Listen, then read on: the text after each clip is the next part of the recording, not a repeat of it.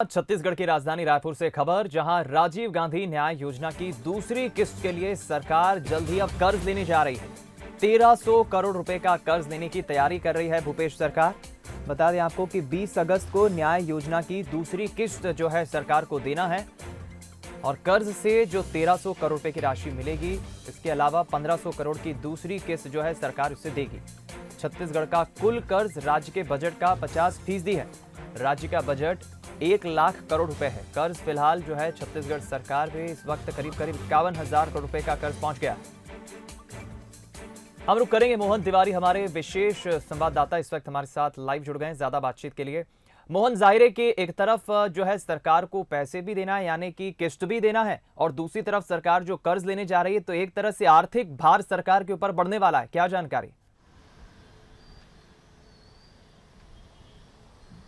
बिल्कुल। देखिए, धान खरीदी के लिए जो सरकार ने 2500 रुपये प्रति क्विंटल का समर्थन मूल्य घोषित किया था, वो लगातार नियमों के वजह से नहीं दे सकती थी और इसीलिए अंतर की राशि देने के लिए राजीव गांधी न्याय योजना जो है वो शुरू की गई और इस योजना के तहत 4 किस्तों में किसानों को ये राशि दी जानी है। इसके लिए जो नियम बने हैं उसमें पहले से तय है कि 20 अगस्त को दूसरी किस्त जो है वो किसानों को दी जानी है, जो कि करीब 1500 करोड़ के आसपास की होती है। और इसके लिए अब जबकि एक तरीके से कोरोना का संकट काल चल रहा है और वित्तीय स्थिति गड़बड़ाई हुई है, इसलिए सरकार को कर्ज लेने की ज़रूरत पड़ रही है। और अब तक जो सरकार ने, पिछली सरकार या इस सरकार की बात करें, जो कर्ज ली है वो सीमा कुल बजट के 50% को पार कर चुकी है। तो 1300 करोड़ के अतिरिक्त बजट कर्ज लेने के बाद अब जो है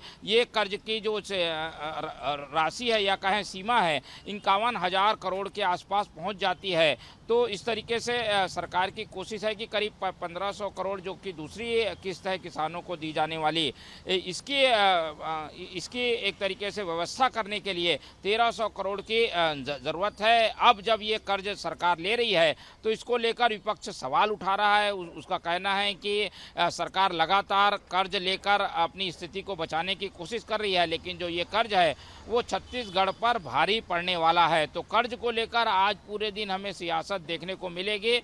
फिलहाल कर्ज को लेने की जो प्रक्रिया है वो सरकार ने पूरी कर ली है। बताया जा रहा है कि 1-2 दिन में ये कर्ज की राशि छत्तीसगढ़ को मिल जाएगी और 1300 करोड़ के कर्ज लेने के बाद 200 करोड़ अपनी ओर से उसमें देने के बाद करीब 1500 करोड़ की दूसरी किस्त 20 अगस्त को किसानों को छत्तीसगढ़ सरकार देगी। तो एक और किसानों को सरकार मदद करेगी, लेकिन जो कर्ज का भार है उसको लेकर हमें सियासत देखने को मिलेगी और विपक्ष इस पर जमकर सवाल उठा रहा है और ये इन सब बातों को लेकर सरकार से पूछ रहा है कि आर्थिक प्रबंधन क्या सरकार का ऐसा है कि 50% से अधिक जो है वो कुल बजट का कर्ज से सरकार चल रही है। जी चलिए, बहुत बहुत धन्यवाद आपका मोहन, जानकारी और बातचीत के लिए। मोहन तिवारी बता रहे हैं कि जरूर सरकार ये कर्ज लेने जा रही है, लेकिन दूसरी तरफ विपक्ष में बैठी बीजेपी सरकार पर सवाल उठा रही है कि आखिर इस तरह से जो कर्ज सरकार ले रही है, बीजेपी को जरूर एक मौका मिल गया है और कई सवाल खड़े कर रही है बीजेपी।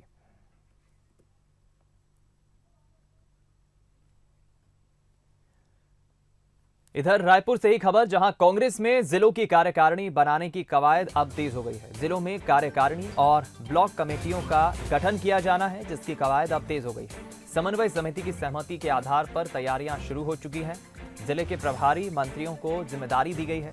जिला संगठन से तालमेल कर सूची बनाने की जिम्मेदारी दी गई। प्रभारी मंत्री जिलों के नेताओं से चर्चा करेंगे और उसके बाद इसे अंतिम रूप देंगे। कांग्रेस के जिलों की कार्यकारिणी बनाने की ये कवायद तेज हो गई है।